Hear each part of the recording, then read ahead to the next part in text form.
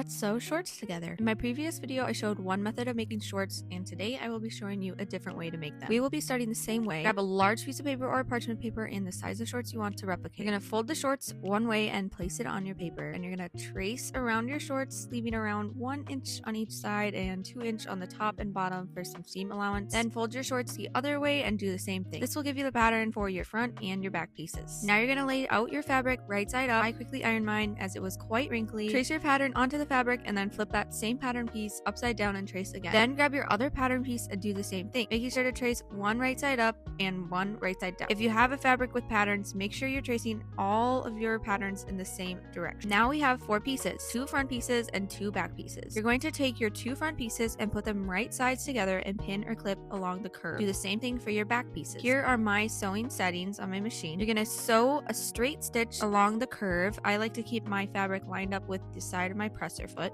Connect them together. Switch your sewing settings to be a zigzag with a width of 3. And then sew zigzags along the edges of the curved line you just sewed to prevent your fabric edges from fraying over time. Once you zigzag both pieces, you have officially made a front and a back panel. The next step is to join these panels together to make your shorts. So lay them down against each other with right sides touching and wrong sides facing outwards. Have the top of the shorts touching.